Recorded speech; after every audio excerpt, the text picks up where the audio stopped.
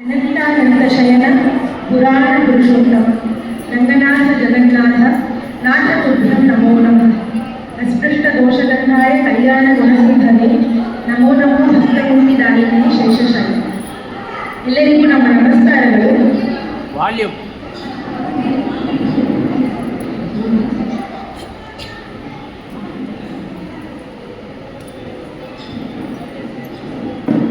ಈ ಮಾಧ್ಯಮ ಸಮ್ಮೇಳನ ಇವತ್ತಿನ ದಿವಸ ಶುರುವಾಗಿದೆ.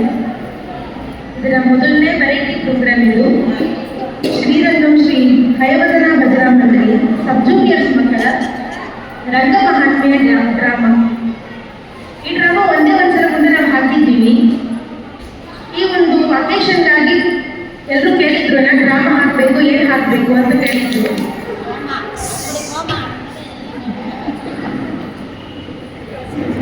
ಅವಾಗ ನಾವು ಆ ಮಧ್ವಾಚಾರ್ಯರ ಬಗ್ಗೆ ಇಲ್ಲ ವ್ಯಾಸರಾಜರ ಕಥೆ ಹಾಕೋಣ ಅಂತ ಹೇಳುವಾಗ ಎಲ್ಲರೂ ಹೇಳಿದ್ದು ಒಂದು ಏನಂದ್ರೆ, ಎಷ್ಟೋ ಬೇರೆ ಬೇರೆ ಊರಿನಿಂದ ನೀವೆಲ್ಲರೂ ಬಂದಿರ್ತೀರಿ, ರಂಗನಾಥನ ದರ್ಶನ ಮಾಡಬೇಕು, ಕಾವೇರಿ ಸ್ನಾನ ಮಾಡಬೇಕು ಅಂತ.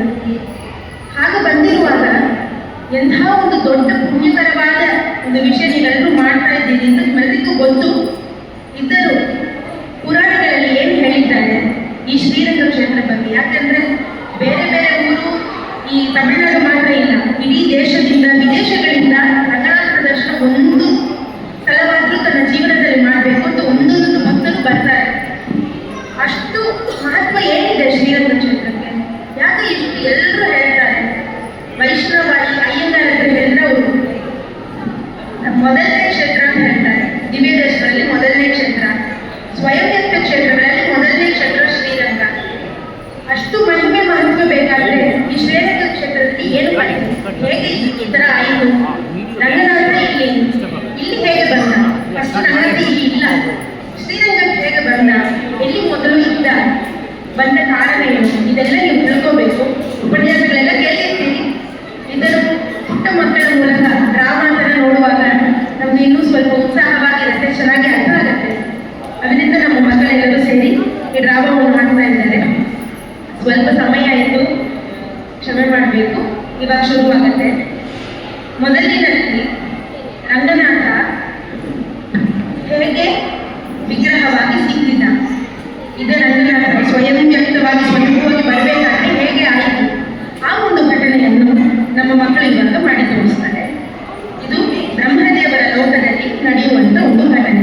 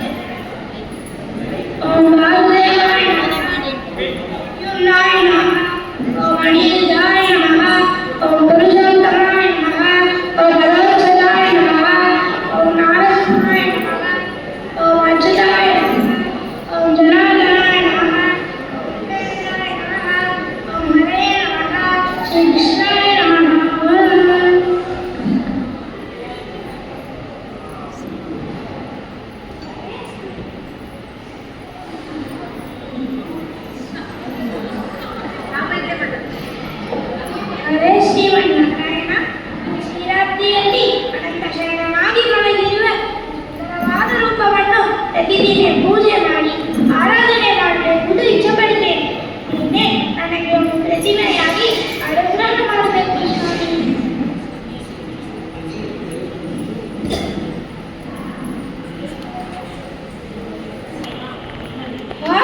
ಎಷ್ಟು ಸುಂದರವಾದ ರೂಪ! ಧನ್ಯನಾದೆ ಸ್ವಾಮಿ, ಧನ್ಯನಾದೆ.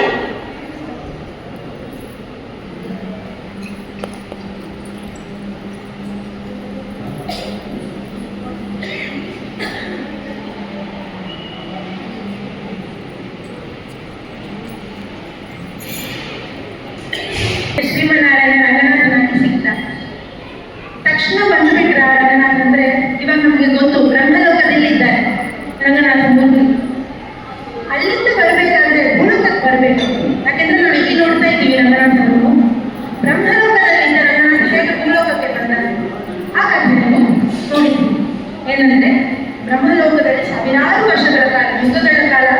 ಬ್ರಹ್ಮದೇವರು ತಾನೇ ಪೂಜೆಯನ್ನು ಮಾಡ್ತಾ ಇರ್ತಾರೆ ಆ ರಂಗನಾಥನಿಗೆ. ಅವರಿಗೆ ಆಮೇಲೆ ಸೂರ್ಯನ ಹತ್ರ ಕೊಟ್ಟರು, ಸೂರ್ಯದೇವರ ಹತ್ರ ಕೊಟ್ಟು ಸೂರ್ಯನು ತಾನು ಪೂಜೆ ಮಾಡ್ತಾ ಇದ್ದ ತನ್ನ ಲೋಕದಲ್ಲಿ. ಆಮೇಲೆ ಸೂರ್ಯಕುಲ, ರಘುಕುಲ ಅಂತ ಹೇಳ್ತೀವಲ್ಲ, ಶ್ರೀರಾಮಚಂದ್ರಮೂರ್ತಿ ಅವರ ಕುಲದಲ್ಲಿ ಇಕ್ಷ್ವಾಕು ರಾಜ ಮೇಲೆ ಸೂರ್ಯಲೋಕದಲ್ಲಿದ್ದಂತಹ ರಂಗನಾಥ ಮೂರ್ತಿಯನ್ನು ಭೂಲೋಕಕ್ಕೆ ತಗೊಂಡು ಬರ್ತಾರೆ. ಭೂಲೋಕಕ್ಕೆ ತಗೊಂಡ್ಬಂದು ತಮ್ಮ ಊರಾದ ಅಯೋಧ್ಯೆಯಲ್ಲಿಟ್ಟು ಪೂಜೆ ಮಾಡ್ತಾರೆ. ಅಯೋಧ್ಯೆಯಲ್ಲಿ ರಂಗನಾಥ ಬಂದ ತಕ್ಷಣ ರಂಗನಾಥನೇ ಅವರ ಕುಲದೇವತೆ ಆಗುತ್ತಾರೆ.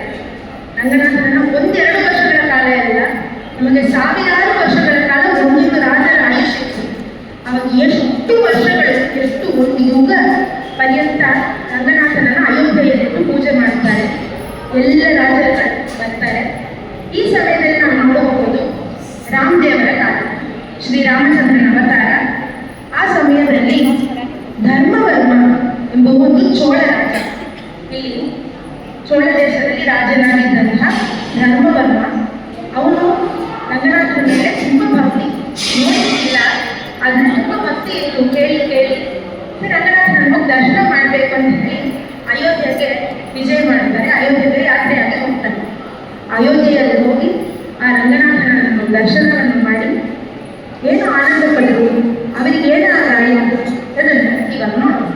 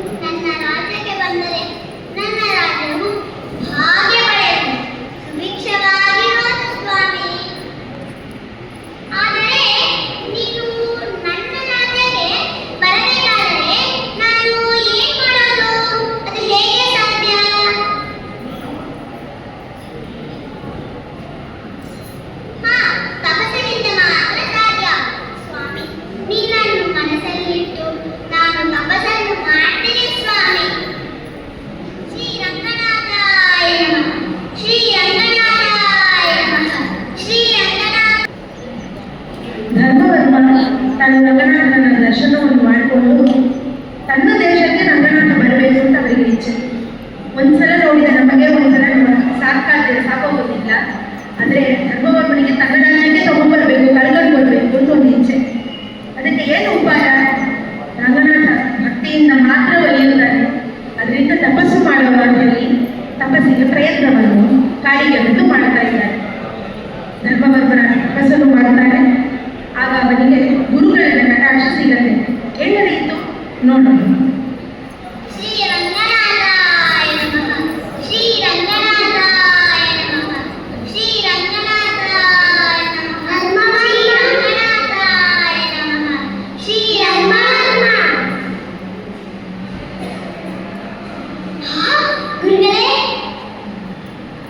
ವಶಿಷ್ಠರು ಬಂದಿದ್ದಾರೆ.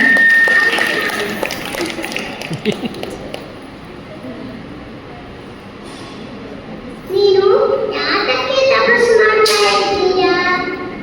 ಆ ಗುರುಗಳೇ, ಆ ಬ್ರಹ್ಮ ಕರಾಚಿತನಾದ ರಂಗನಾಥ ಅಯೋಧ್ಯ ರಾಜ್ಯದಿಂದ ನನ್ನ ರಾಜ್ಯಕ್ಕೆ ಬರಬೇಕು. ಅವರನ್ನು ಆರಾಧನೆ, ಪೂಜೆ, ಸೇವೆ ಎಲ್ಲವೂ ಮಾಡಕ್ಕೆ ಇಚ್ಛೆ ಪಡ್ತಾ ಇದ್ದೀನಿ. ಅದಕ್ಕೆ ನನ್ನ ತಪಸ್ಸು ಗುರುಗಳೇ. ಧರ್ಮವರ್ಮ, ನೀನು ವಿಚಾರ ಪಡಬೇಡ.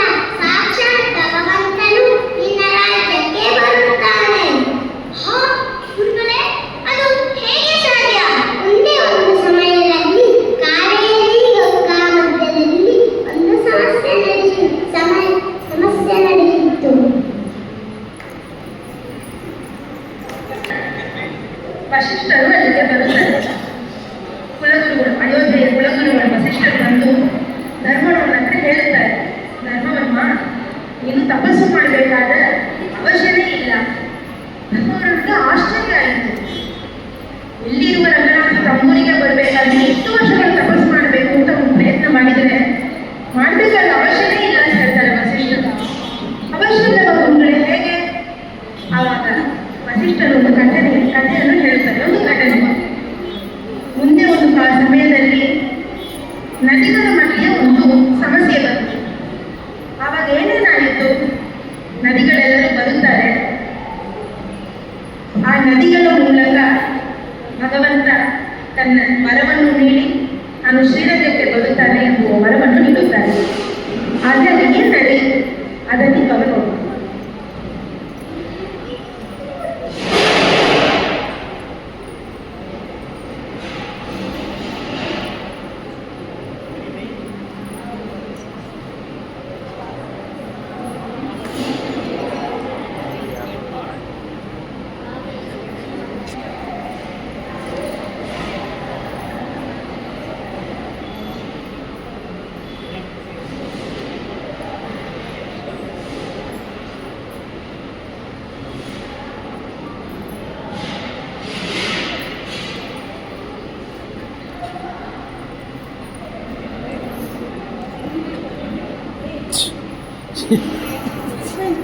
Mira, bonito todo.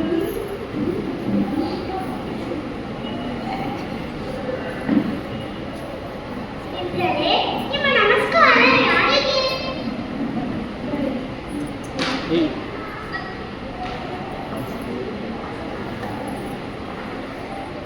ಅಚ್ಚಚ್ಚೋ ದೇವಿಯರೇ, ನಿಮ್ಮಲ್ಲಿ ಯಾರು ಶ್ರೇಷ್ಠವಾದ ನದಿಯೋ ಅವರಿಗೆ ನನ್ನ ನಮಸ್ಕಾರ. ಸಂದೇಹವೇ ಬೇಡ, ನಾನೇ ಶ್ರೇಷ್ಠವಾದವನು. ಇಲ್ಲ ದೇವಿ, ನಾನೇ ಶ್ರೇಷ್ಠವಾದವನು. ಇಲ್ಲ ಕಾವೇರಿ, ಹರಿಪಾಲನಿಂದ ಜನಿಸಿದ ಗಂಗೆ ನಾನೇ ಶ್ರೇಷ್ಠವಾದವನು. ಇಲ್ಲ ದೇವರೇ, ನಾನೇ ಶ್ರೇಷ್ಠವಾದವನು. ಇಲ್ಲ, ನಾನು ಕಾವೇರಿ, ನಾನೇ ಶ್ರೇಷ್ಠವಾದವನು.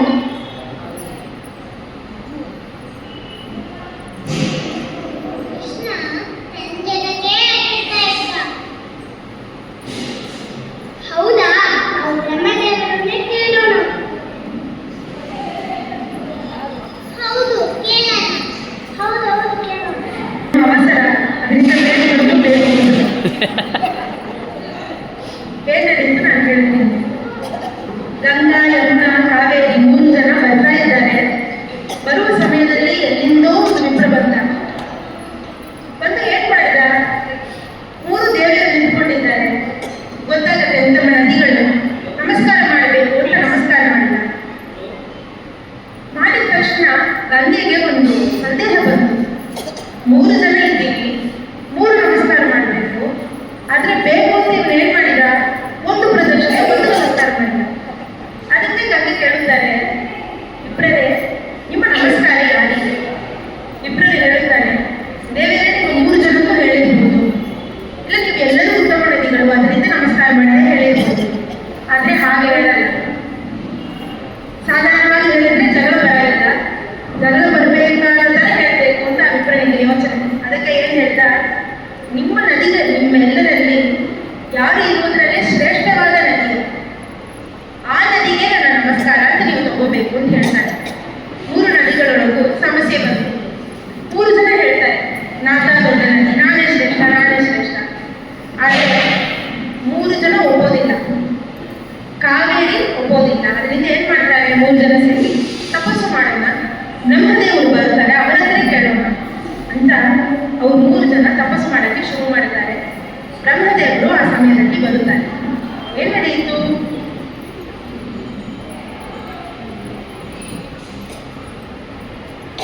ಅಯ್ಯೋ,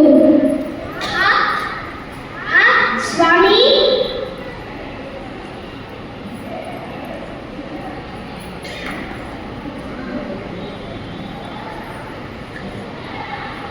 ದೇವಿಯರೇ, ನನ್ನ ಕರೆದ ಕಾರಣ ಏನು? ಸ್ವಾಮಿ, ನಮ್ಮಲ್ಲಿ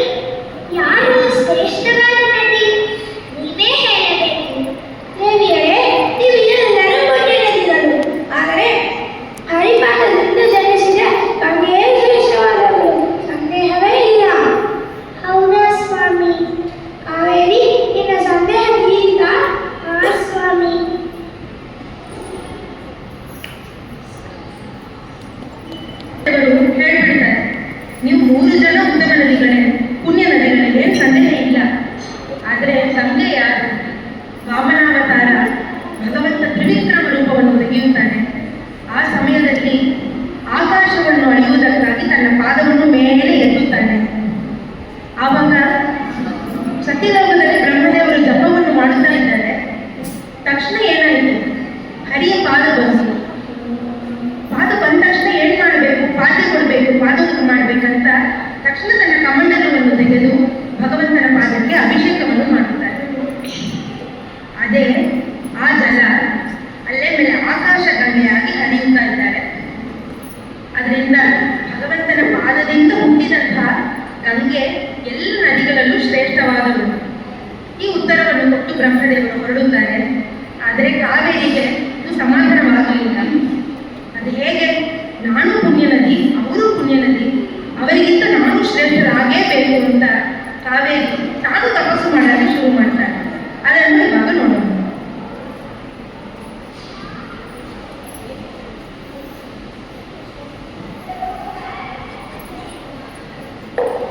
ಕಾವೇರಿ, ನಾ ಹೇಳಿದಲ್ವಾಗ ನಾನೇ ಶ್ರೇಷ್ಠನಾದವಳು. ನಿನ್ನ ಸಂದೇಹ ತೀರಿತಾ? ನಾನು ಬಾಯನ್ನ ಹೊರಡೋಣ. ಹೊರಡೋಣ.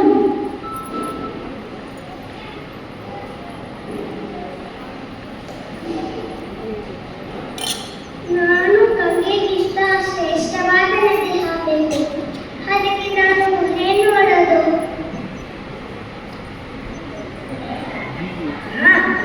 ಏನ್ ಮಾಡಬೇಕು? ಭಗವಂತನ ಪ್ರಾರ್ಥಿಸಿ ತಪಸ್ಸನ್ನು ಮಾಡ್ತೀನಿ. ಭಗವಂತನ ಬಳಿಗೆ ವರವನ್ನು ಕೇಳ್ತೀನಿ.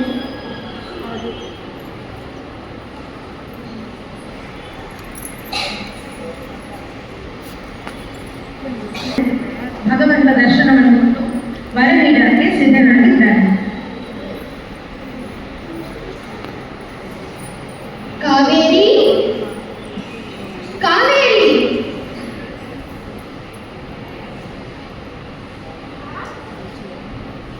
ಹಾ ಸ್ವಾಮಿ.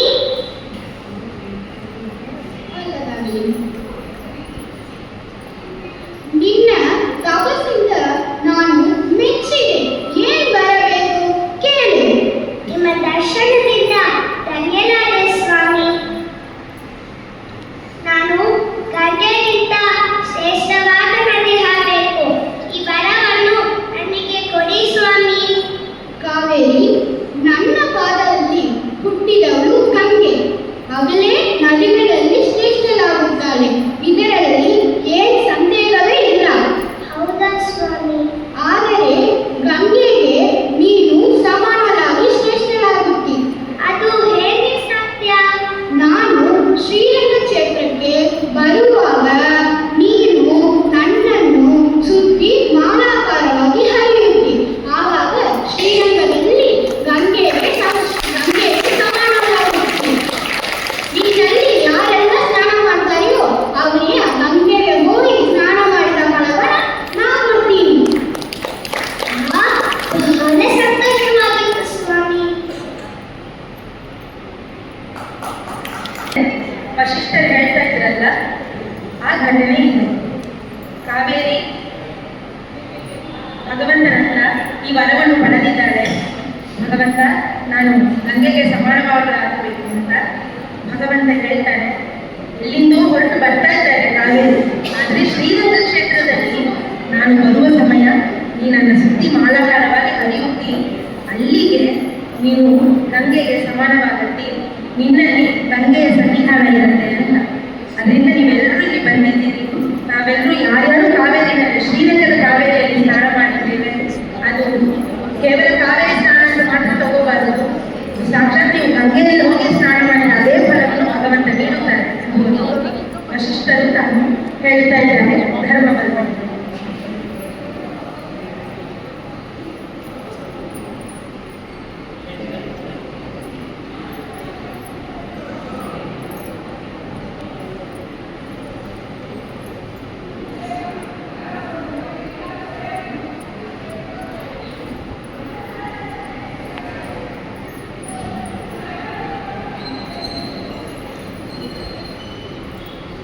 ಶೂಟ್ ಮಾಡ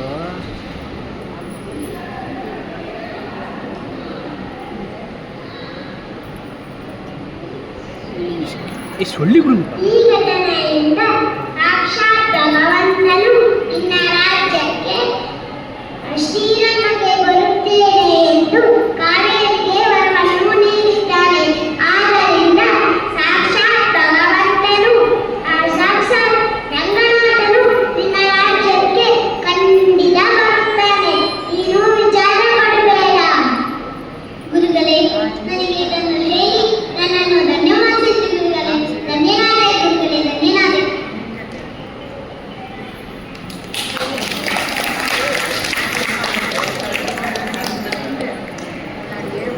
ರಾಜ ತನ್ನ ತಪಸ್ಸಿನ ಫಲ ಸಿಕ್ತು. ಗುರುಗಳೇ ಹೇಳಿಬಿಟ್ರು, ರಂಗನಾಥ ನಿನ್ನ ಕ್ಷೇತ್ರಕ್ಕೆ ಬರುತ್ತಾನೆ, ಯಾವ ವಿಧ ಸಂದೇಹ ಬೇಡ ಅಂತ. ಅದರಿಂದ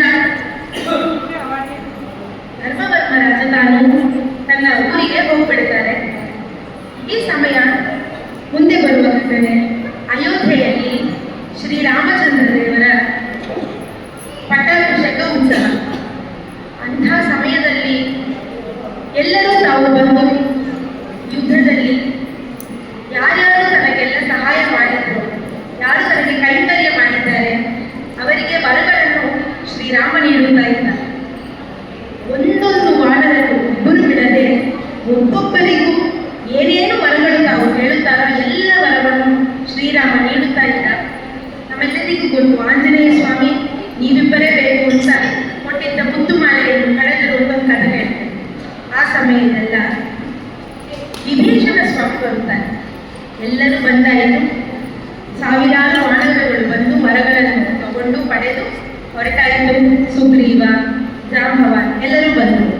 ಮುಂದೆ ವಿಭೀಷಣರು ಬರುತ್ತಾರೆ. ವಿಭೀಷಣರು ಬರುವಾಗ ಏನ್ ಕೇಳಿದ್ರು ವರ? ಶ್ರೀರಾಮಚಂದ್ರ ಪುತ್ರ. ಅದನ್ನು ಇವಾಗ ನೋಡೋಣ.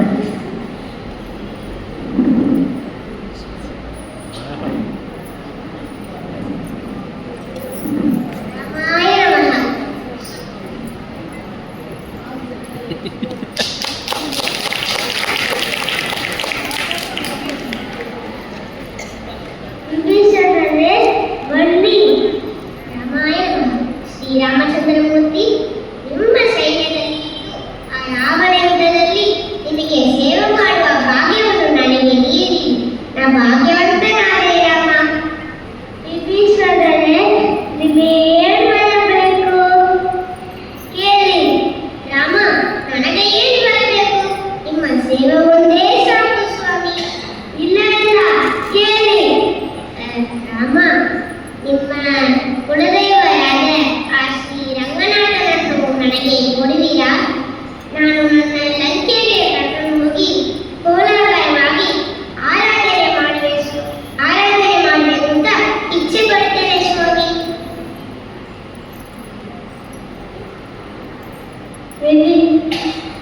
ಅಡುವಾ? ಸರಿ, ಆಯ್ತು. ವಿಭೀಷಣ ಸ್ವಾಮಿ ವರವನ್ನು ಪಡೆದರು. ಶ್ರೀರಾಮ ಕೇಳುವ ವರವನ್ನು ಕೊಡೋದಿಲ್ಲ. ಸರಿ,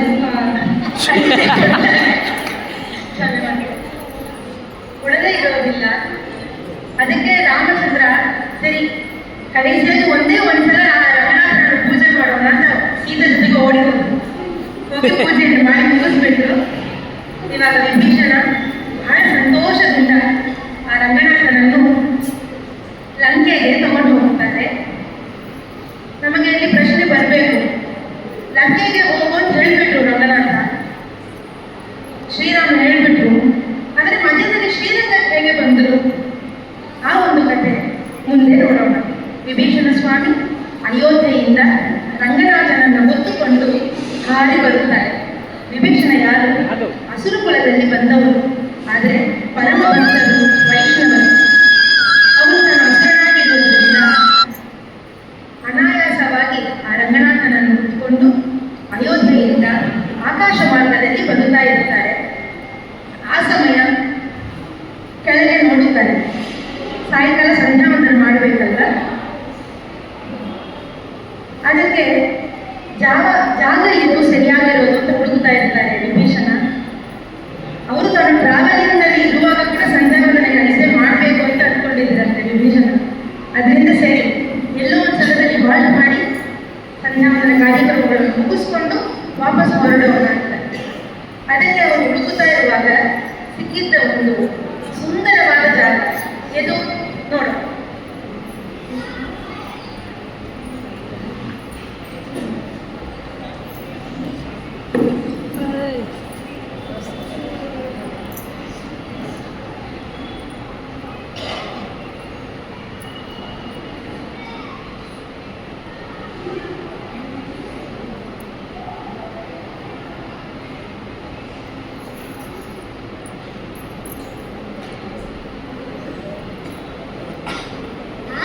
ರಂಗನಾಥ, ನೀ ನನಗೆ ಸಿಕ್ಕಿದ್ದಿ.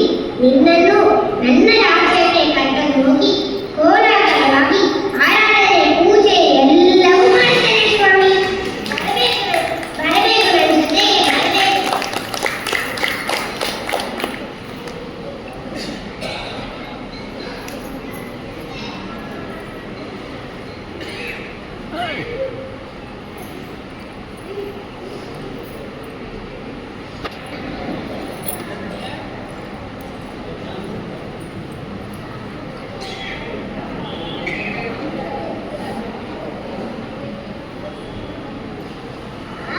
ಯಾವ ಚಿತ್ರ ಇದು? ಎಷ್ಟು ಸುಂದರವಾಗಿ ಇದೆ. ಆ ಕಾವೇರಿ ನದಿಯು ಎಷ್ಟು ಚೆನ್ನಾಗಿ ಹರಿತಾ ಇದೆ. ನಾವು ಇಲ್ಲಿಗೆ ಆ ಸಂಧ್ಯಾಕಾಲದ ಅನುಷ್ಠಾನಗಳನ್ನು ಮುಗಿಸಿಕೊಳ್ಳೋಣ.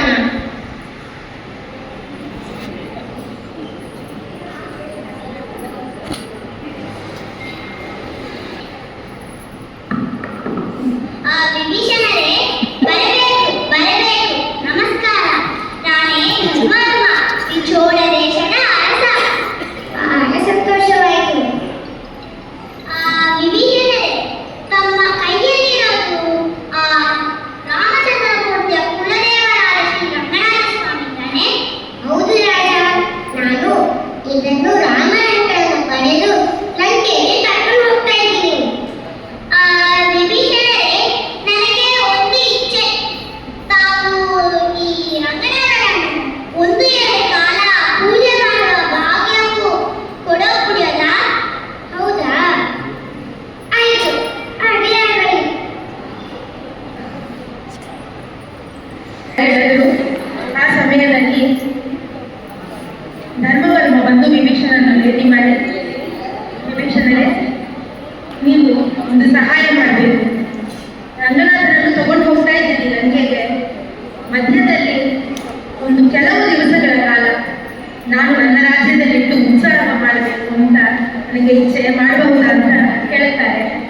ವಿಭೀಷಣ ಸ್ವಾಮಿ ಯೋಚನೆ ಮಾಡಿದ್ರು. ಆಯಿತು, ಏನು ತೊಂದರೆ ಇಲ್ಲ, ಇನ್ನಿ ಲಂಕೆಯಲ್ಲೇ ಇರುತ್ತಾರೆ, ಒಂದು 10 ದಿವಸಗಳಲ್ಲಿ ಇದ್ರೆ ಏನು ತೊಂದರೆ ಇಲ್ಲ ಅಂತೀವಿ, ಸರಿ ಅಂತ ಒಪ್ಕೋತಾರೆ. ಆವಾಗ ಧರ್ಮವರ್ಮ ರಾಜ ಎಷ್ಟು ಆಸೆ ಪಟ್ಟಿದ್ದಾನ ರಂಗನಾಥ ತನ್ನ ಊರಿಗೆ ಬರಬೇಕು ಅಂತ. ಅದು ಇವಾಗ ನಡೆಯಿತು. ಅದರಿಂದ ಬಹಳ ಸಂತೋಷ ಧರ್ಮರಾಜನಿಗೆ, ಧರ್ಮವರ್ಮನಿಗೆ. ಒಂದು ಬ್ರಹ್ಮಾಂಡವಾಗಿ ಉತ್ಸವಗಳನ್ನು ನಡೆಸ್ತಾರೆ. ರಂಗನಾಥನಿಗೆ ನಾವು ರಾಜಬೀದಿಯೊಳಗಿಂದ ಹಾಡು ಕೇಳುತ್ತೇವೆ. ಸುತ್ತಮುತ್ತಲು ಸಾವಿರಾರು ಶಾರದೀಯರಿದೆ. ಅದು ನಮ್ಮ ಶ್ರೀ ವಾದಿರಾಜ ತೀರ್ಥರು ಶ್ರೀರಂಗ ಕ್ಷೇತ್ರಕ್ಕೆ ಬಂದಿರುವಾಗ ಆ ಸಮಯದಲ್ಲಿ ಇಲ್ಲಿ ಬಯ್ಯಾಳಿ ಸೇವೆ ಅಂತ ಹೇಳ್ತೇವೆ. ಬಯ್ಯಾಳಿ ಅಂದರೆ ಕುದುರೆ ವಾಹನ. ಅದು ನಡೆಯುವಾಗ ಹೇಗಿತ್ತು ಶ್ರೀರಂಗ? ಭೂವೈಕುಂಠ ಅಂತ ಹೇಳ್ತಾರೆ. ಭಕ್ತರುಗಳನ್ನು ಭಕ್ತರು ಅಂತ ಹೇಳಲ್ಲ, ಭೂಸುರರು ಅಂತ ಹೇಳ್ತಾರೆ. ಶ್ರೀರಂಗ ಕ್ಷೇತ್ರದಲ್ಲಿ ರಂಗನಾಥನ ಸೇವೆಯನ್ನು ಮಾಡುವವರು ಭೂಸುರರು. ಅದರ ವಾದಿರಾಜರ ಕಾಲದಲ್ಲಿ ಅಷ್ಟು ಮಹತ್ವವಾಗಿರ್ಬೇಕಾದ್ರೆ ಮೊದಲು ರಂಗನಾಥ ಶ್ರೀರಂಗಕ್ಕೆ ಬಂದಿರ್ತಾನೆ. ಧರ್ಮವರ್ಮನಿಗೆ ಅಷ್ಟು ಖುಷಿಯಾಯಿತು. ದೊಡ್ಡ ಉತ್ಸವವನ್ನು ನಡೆಸ್ತಾರೆ. ಆವಾಗ ಏನೆಲ್ಲ ನಡೆಯಿತು ಅದನ್ನು ಇವಾಗ ನೋಡಿ.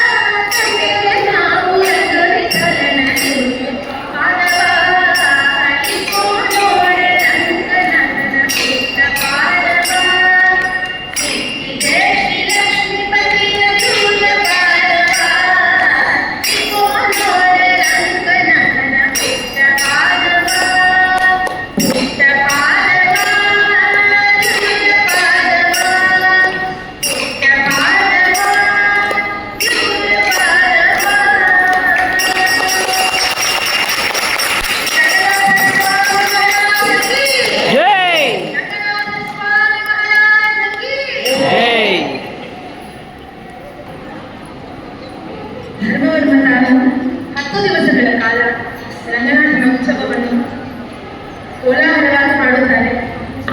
ಇವತ್ತು ಇಂದಿಗೂ ನೀವು ನೋಡಬೇಕಾದ್ರೆ ರಂಗನಾಥನಲ್ಲಿ ಬಂದಂತಹ ಉತ್ಸವವನ್ನು 10 ದಿವಸಗಳ ಕಾಲ ಸಂಭ್ರಮವಾಗಿ ಮಾಡುತ್ತಾರೆ. ಒಂದು ವರ್ಷದಲ್ಲಿ ಹೇಳ್ತಾರೆ ಇಡೀ ಭಾರತ ದೇಶದಲ್ಲೇ ಪ್ರತಿ ದಿವಸ ಉತ್ಸವ ಅಂದ್ರೆ ಅದು ಶ್ರೀರಂಗ ಕ್ಷೇತ್ರದಲ್ಲಿ ಮಾತ್ರ. ಯಾವತ್ತೂ ನೀವು ಬಂದರೂ ಇಲ್ಲಿ ಏನಾದರೂ ಉತ್ಸವಗಳು ನಡೀತಾ ಇರುತ್ತೆ. ಭಗವಂತ ಸುಮ್ಮನೆ ಒಳಗೆ ಕೂಡ ಇಲ್ಲ.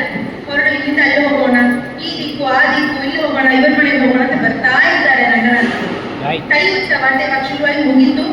ನೆಕ್ಸ್ಟ್ ಮಾಸಿ, ಪಂಗುನಿ, ಚಿತ್ರೆ ಅಂತ ಈ 4 ತಿಂಗಳು ಸಂಭ್ರಮವಾಗಿ ಉತ್ಸವಗಳು ನಡೆಯುತ್ತೆ. ಆ ಥರ 10 ದಿವಸಗಳ ಕಾಲ ಧರ್ಮವರ್ಮ ತನ್ನಿಂದ ಆದಷ್ಟು ಸಂಭ್ರಮವಾಗಿ ಉತ್ಸವವನ್ನು ನಡೆಸಿದ. ಇವಾಗ ವಾಪಸ್ ತಗೊಂಡು ಹೋಗ್ಬೇಕು. ವಿಭೀಷಣ ಸ್ವಾಮಿ ಕಾಯ್ತಾ ಇದ್ದಾರಂತೆ. ಇನ್ನು 1 ದಿವಸ ಅಂತ ಹೇಳಿದ, 2 ದಿವಸ ಮಾಡಿದ, 3 ದಿವಸ, 10 ದಿವಸ ಇಟ್ಕೊಂಡ್ಬಿಟ್ಟ.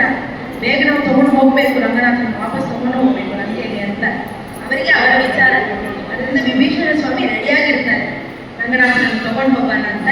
ಹಾಗಾದ್ರೆ ಇವಾಗ ನೋಡಿ, ವಿಭೀಷಣರೇ, ನಿಮ್ಮಿಂದ ಈ ಶ್ರೀ ರಂಗನಾಥನನ್ನು 1-2 ಕಾಲ ಪೂಜೆ ಮಾಡುವ ಭಾಗ್ಯವೂ ಸಿಕ್ಕಿತು.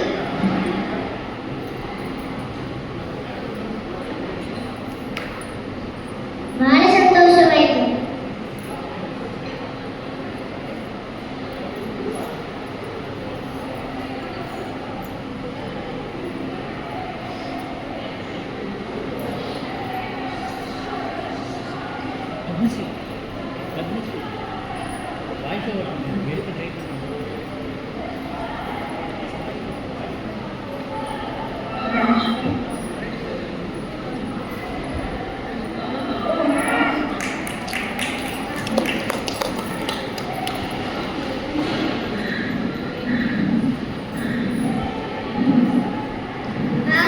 ರಂಗನಾಥ, ಯಾಕೆ ನನ್ನ ಹತ್ರ ಬರೋದಲ್ಲ?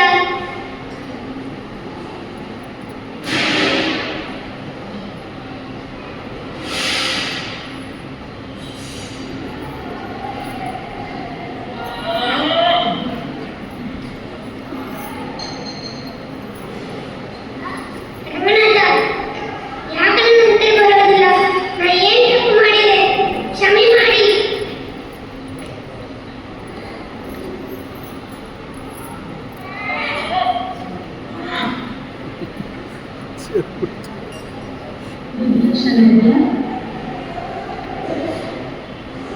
ವಿಭೀಷಣರೇ, ವಿಚಾರ ಪಡುವುದು ಬೇಡ. ನಾನು ಶ್ರೀರಂಗ ಕ್ಷೇತ್ರದಲ್ಲೇ ವಾಸ ಮಾಡಬೇಕು ಅಂತ ಸಂಕಲ್ಪವನ್ನು ಮಾಡಿದ್ದೇನೆ. ನೀವು ವಿಚಾರ ಪಡಬೇಕಾದ ಅವಶ್ಯವಿಲ್ಲ. ನಾನು ಶ್ರೀರಂಗ ಕ್ಷೇತ್ರದಲ್ಲಿದ್ದರೂ ನನ್ನ ದೃಷ್ಟಿ ನಿನ್ನ ಲಂಕೆಯನ್ನೇ ನೋಡಿರುತ್ತೆ. ಪ್ರತಿ ದಿವಸ ನೀವು ರಾತ್ರಿಯಲ್ಲಿ ಬಂದು ವಿಶೇಷವಾಗಿ ನನ್ನ ಆರಾಧನೆಯನ್ನು ಮಾಡಬಹುದು. ನಾನು ಶ್ರೀರಂಗ ಕ್ಷೇತ್ರದಲ್ಲೇ ವಾಸ ಮಾಡುತ್ತೇನೆ. ಸರಿ ಸ್ವಾಮಿ.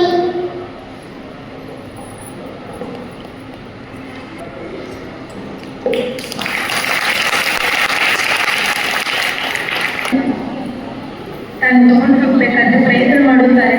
ಆದರೆ ರಂಗನಾಥ ಸಂಕಲ್ಪವನ್ನು ಮಾಡಿದ ಶ್ರೀರಂಗದಲ್ಲೇ ತಾನು ಇರಬೇಕು ಅಂತ. ಅದರಿಂದ ವಿಭೀಷಣರು ವಾಪಸ್ ಹೊರಡುತ್ತಾರೆ. ಇವತ್ತಿಗೂ ಒಂದು ಸಂಪ್ರದಾಯ ಉಂಟು.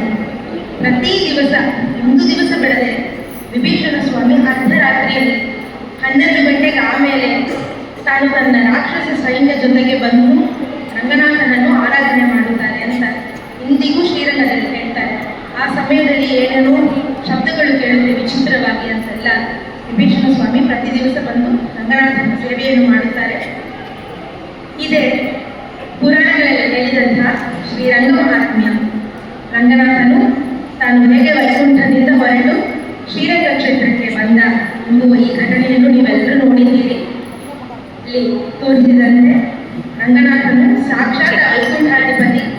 ಅವನೇನೋ ವಿಗ್ರಹ ಅಂತ ನೀವೆಲ್ಲರೂ ತಿಳ್ಕೋಬೇಕಾದ ಅವಶ್ಯ ಇಲ್ಲ. ನಾವು ವೈಕುಂಠದಲ್ಲಿ ಹೋಗಿ ನೋಡ್ತೀವಿ, ನೋಡಬೇಕು, ನಮ್ಮೆಲ್ಲರಿಗೂ ಇಚ್ಛೆ ಇದೆ. ಆದರೂ ಅಲ್ಲಿರುವ ಸ್ವಾಮಿ ಹೇಗೆ ಇದ್ದಾನೆ ಅಂತ ವಿಚಾರ ಇಲ್ಲದೆ ನಾವೆಲ್ಲರೂ ಸಾಕ್ಷಾತ್ ಶ್ರೀರಂಗನಾಥನನ್ನು ನೋಡಬಹುದು. ಸ್ವಾಮಿ ತಾನು ಸಪ್ತ ಪ್ರಾಕಾರದ ಮಧ್ಯದಲ್ಲಿ, ಅಲ್ಲಿ ವಿರಜಾ ನದಿ ಇದೆ, ಇಲ್ಲಿ ಕಾವೇರಿ ಇದೆ. ಅದೇ ಥರ ಸಪ್ತ ಪ್ರಾಕಾರಗಳು, ರಾಜ್ಯ ಬೀದಿಗಳು, ಮಧ್ಯದಲ್ಲಿ ರಂಗನಾಥ ಪ್ರಣವಾಕಾರ ವಿಮಾನದ ಕೆಳಗೆ ಮೇಲೆ ಪರವಾಸುದೇವರು ಮುಂದಿದ್ದಾರೆ. ರಂಗನಾಥ ತಾನು ಸಾಕ್ಷಾತ್ ಶ್ರೀರಂಗಕ್ಕೆ ಬಂದಿದ್ದಾರೆ. ರಂಗನಾಥ ಬಂದದ್ದು ತ್ರೇತಾಯುಗದಲ್ಲಿ, ತ್ರೇತಾಯುಗ, ಆಮೇಲೆ ದ್ವಾಪರ ಯುಗ. ಅರ್ಜುನರು ಪರಶುರಾಮರೆಲ್ಲ ಇಲ್ಲಿ, ಬಲರಾಮರೆಲ್ಲ ಬಂದು ಸೇವೆ ಮಾಡಿದ್ದಾರೆ ಅಂತ ಕಥೆಗಳಿದೆ. ಆಮೇಲೆ ಕಲಿಯುಗದಲ್ಲಿ ಸಾವಿರಾರು ಜನರು, ಸಾವಿರಾರು ಭಕ್ತರುಗಳು. ರಂಗನಾಥನೇ ಎಲ್ಲರಿಗೂ ಶ್ರೇಷ್ಠವಾದ ದೇವತೆಯಾಗಿದ್ದಾನೆ. ಅದು ನಮ್ಮ ಮಾಧ್ವ ಸಂಪ್ರದಾಯದಲ್ಲಿ ನಮ್ಮ ಶ್ರೀಮದಾಚಾರ್ಯರು ವಿಶೇಷವಾಗಿ ರಂಗನಾಥನನ್ನು ಸ್ತೋತ್ರಗಳೆಲ್ಲ ಮಾಡಿದ್ದಾರೆ, ಇಲ್ಲಿ ವಾಸವನ್ನು ಮಾಡಿ ವಿಜಯಗಳು ಮಾಡಿದ್ದಾರೆ. ಅದೇ ಥರ ಅವರಿಗೆ ಆಮೇಲೆ ಬಂದಂತೆ ಈ ಹರಿದಾಸ ಸಾಹಿತ್ಯದ ಮೊದಲನೇ ದಾಸರಾದ ನಮ್ಮ ಶ್ರೀಪಾದರಾಜರು ಅವರು ತಾನು ಒಂದೆರಡು ದಿವಸಗಳ ಕಾಲ ಇಲ್ಲ, ಎಷ್ಟೋ ವರ್ಷಗಳ ಕಾಲ ಶ್ರೀರಂಗದಲ್ಲೇ ವಾಸವನ್ನು ಮಾಡಿ, ಇವರು ಚಿತ್ರವೀದಿಯಲ್ಲಿ ನೋಡಬಹುದು, ಉಳುವಾಗಲು ಮಠ ಅಂತಿದೆಯಲ್ಲ, ಅಲ್ಲೇ ಸ್ವರ್ಣವರ್ಣ ತೀರ್ಥರು ವಾಸವನ್ನು ಮಾಡಿದರು. ಅವರು ಶ್ರೀಪಾದರಾಜರ ಗುರುಗಳು. ತನ್ನ ಗುರುಗಳಿದ್ದ ಅದೇ ಜಾಗದಲ್ಲಿ ಶ್ರೀಪಾದರಾಜರು ತಾನು ಅಲ್ಲೇ ಇದ್ದು ಒಂದು ದಿವಸ ಬಿಡದೆ ರಂಗನಾಥನನ್ನು ಪ್ರತಿ ದಿವಸ ಸೇವೆ, ಹಾಡು, ಆರಾಧನೆ ಎಲ್ಲವನ್ನು ಸ್ವರ್ಣವರ್ಣ ತೀರ್ಥರು ಮತ್ತು ಶ್ರೀಪಾದರಾಜರು ಇಬ್ಬರು ಮಾಡಿದ್ದಾರೆ ಎಷ್ಟೋ ವರ್ಷಗಳ ಕಾಲ. ಅದರಿಂದ ಇಂದಿನ ದಿನ ನಮ್ಮ ಶ್ರೀರಂಗ ಕ್ಷೇತ್ರದ ಸ್ವಾಮಿಗಳವರು ವಿಜಯವನ್ನು ಮಾಡುತ್ತಾರೆ. ಎಲ್ಲ ಮಠ ಸ್ವಾಮಿಗಳಿಗೂ ಮರ್ಯಾದೆ ಅಂತ ಇದೆ, ಬೇರೆ ಯಾವ ಮಠಗಳಿಗೂ ಇಲ್ಲ. ನಮ್ಮ ಯತಿಗಳನ್ನು ಮೆರವಣಿಗೆಯಾಗಿ ಕರ್ಕೊಂಡು ಬಂದು ರಂಗನಾಥನ ದರ್ಶನವನ್ನು ಮಾಡಿಸ್ತಾರೆ. ಉಳಿದು ಬಂದು ಅವರೇ ಮಾಡಿಸುತ್ತಾರೆ. 3 ವರ್ಷಗಳಿಗೆ ಒಂದ್ಸಲ ಒಂದೊಂದು ಯತಿಗಳು ಬರುತ್ತಾರೆ. ಆ ಥರ ಶ್ರೀಪಾದರಾಜರು ವಿಶೇಷ ಸೇವೆಯನ್ನು ಮಾಡಿದಂತಹ ಆ ಒಂದು ಘಟನೆಯನ್ನು ಇವಾಗ ನೋಡೋಣ. ರಂಗನಾಥಾಯ ನಮಃ.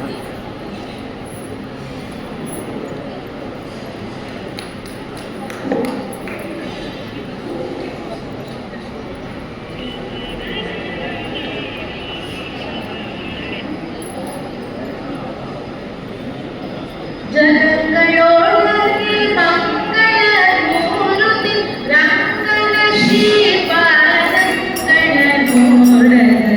ಜನಗಳೊಳಗೆ ಮಂಗಳ ಮೂರುತಿ ರಂಗನ ಶ್ರೀಪಾದಂಗಳ ನೋಡದ. ಗಳಿದ್ಯಾತೋ ಕಾವೇರಿ ರಂಗನ ನೋಡದ.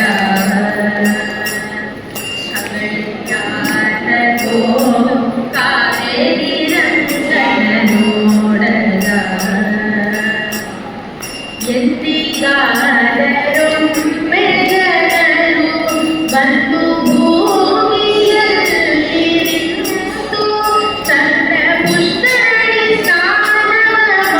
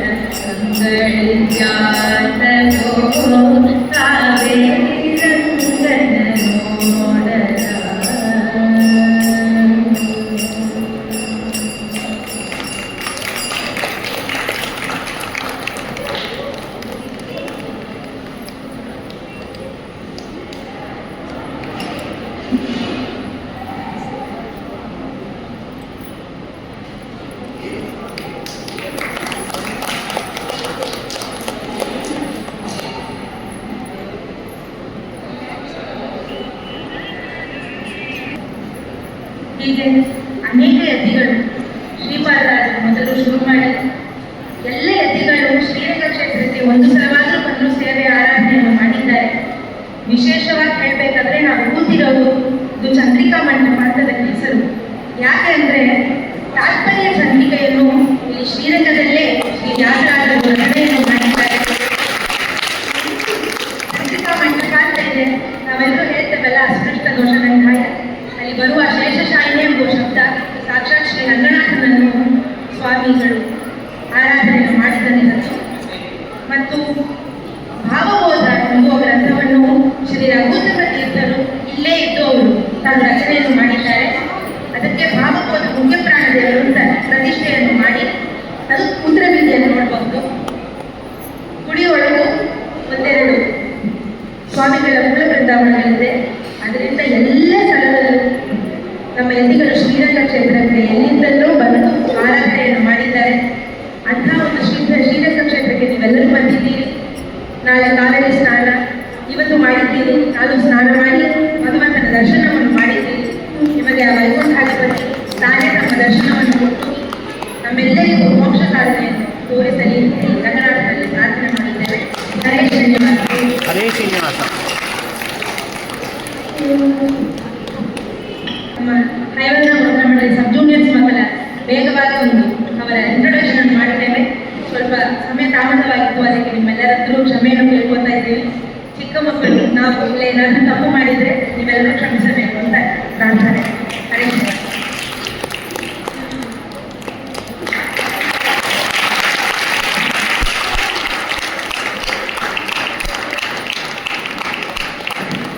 ಒಬ್ಬೊಬ್ಬರ ಹೆಸರು ಬೇಕು ಹೇಳ್ತೀನಿ.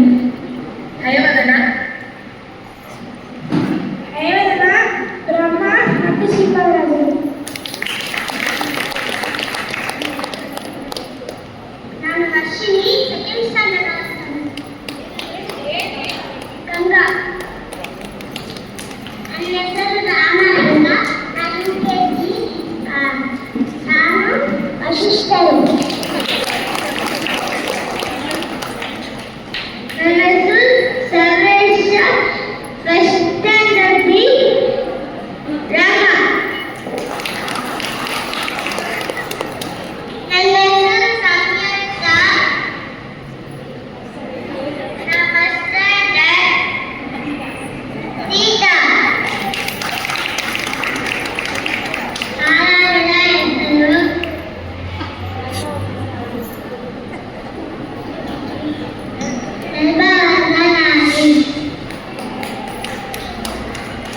ವಯಸ್ವಿನಿ, 8 ವಿಷ್ಣು. ನಾನು ಭವತಿ, 3ನೇದು MCHS ಆಗಿದ್ದೀನಿ. ನಾನು ಮಾಡಿದ್ದು ಧರ್ಮಾರುಣಾಥ. ನಾನು ಪಿ ಯೋಚನಾ, ಸೆಕೆಂಡ್ ಸ್ಟ್ಯಾಂಡರ್ಡ್ ಓದ್ತೇನೆ. Shri Vageesha Vidyashrama senior secondary school ಓದ್ತೇನೆ. ನಾನು ಬಂದು ಕಾವೇರಿ. ಥರ್ಡ್ ಸ್ಟ್ಯಾಂಡರ್ಡ್ ಓದ್ತೇನೆ. ರಿವಿಷನ್ ಎಲ್ಲ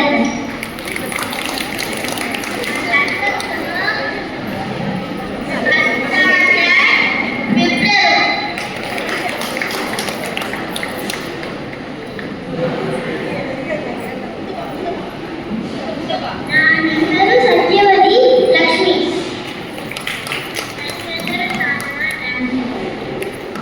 ನನ್ನ ಹೆಸರು ಸೌಮ್ಯ ಯಮುನಾ. ಹರೇ ಶ್ರೀನಿವಾಸ. ಹರೇ ಶ್ರೀನಿವಾಸ.